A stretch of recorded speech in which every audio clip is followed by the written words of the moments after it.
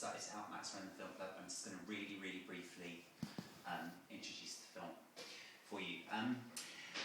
Black Dynamite is a spoof of the late great blaxploitation cycle, which dominated the 1970s. It opened at the Sundance Film Festival in 2009, midnight screening that was absolutely raucous, riotous. It went down really, really, really well.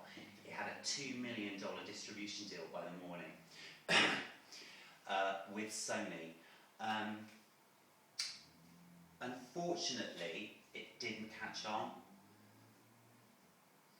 despite a rave review from Variety. It was only opened on a limited number of screens. They didn't publicise it enough, and it sank without trace, which is really unfortunate. However, since then, it has been turning into a really, really real cult movie where fans are demanding a sequel, and an animated TV series is coming to American TV in the summer. A lot of blaxploitation wasn't so much low budget as no budget. So Black Dynamite kind of takes the piss out of this. You'll, like with bad continuity, deliberate mistakes, you'll see a lot of microphones hitting afros. But this, if it was just this, it would get very, very irritating quite quickly.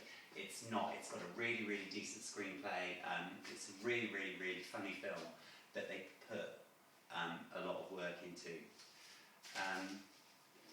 To put blaxploitation in context, the March on Washington for Jobs and Freedom, August 28, 1963, led by Martin Luther King, who of course gave his famous "I Have a Dream" speech, was attended by 2,000 to 3,000 protesters, 80% of whom were black.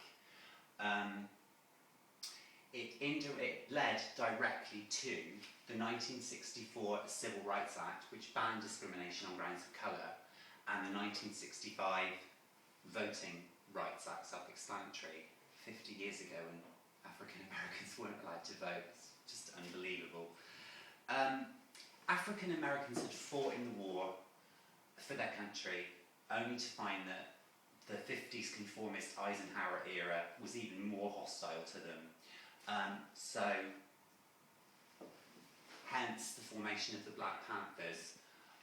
The Panthers took their ideology from the late Malcolm X.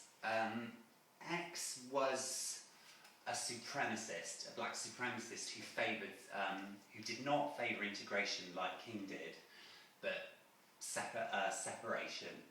The Panthers had a fight fire with stance, again in contrast to King, who favoured peaceful protest, and the very mention of their name struck real fear into the white middle classes as the 60s closed. African Americans, up to this point, had been dressing like whites, as we saw from King. Therefore, the afro was a political symbol as the 60s closed, and also very much, as you'll see in blaxploitation, very much African American dress style was coming forefront. This style was then ripped off wholesale, as was the music, for the disco era, which kicked off in '77. John Travolta's white suit is classic, borrowed from African Americans. It's ironic, therefore, that at the height of all of this unrest, the biggest box office star in the world was Sidney Poitier, who that year had 3 massive hits: Guess Who's Coming to Dinner, which won the Best Picture Oscar, In the Heat of the Night, and To Sir with Love. Poitier, however, was an assimilationist, or accused of being assimilationist. All 3 films are about white man's journey. They're not about black man's journey. So what was blaxploitation?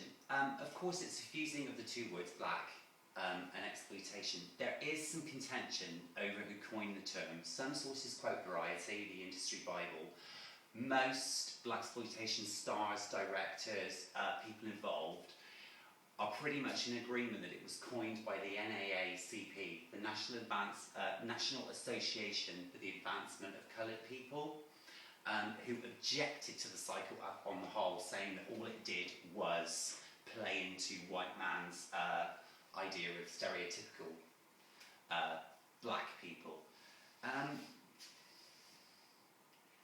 Exploitation cinema is basically giving an audience what they want: sex, nudity, drugs, violence, above everything else, above narrative, production values, cheap thrills. And the Deuce Times Square in Manhattan in the 70s was where blaxploitation kicked off. Also, it kicked off at drive-ins, black cinemas in black areas. Its close proximity to Broadway made it packed every single night, with tourists slamming it,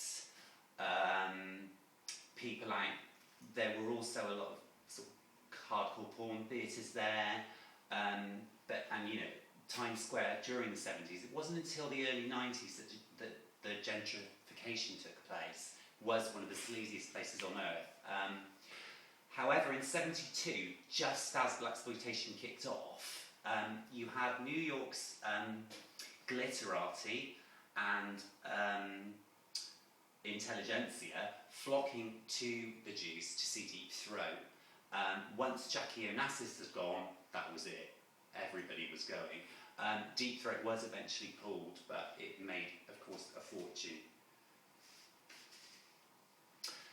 Okay, the two films that kicked off the cycle: Sweet Sweetback's Badass Song, 1971, by Melvin Van Peebles,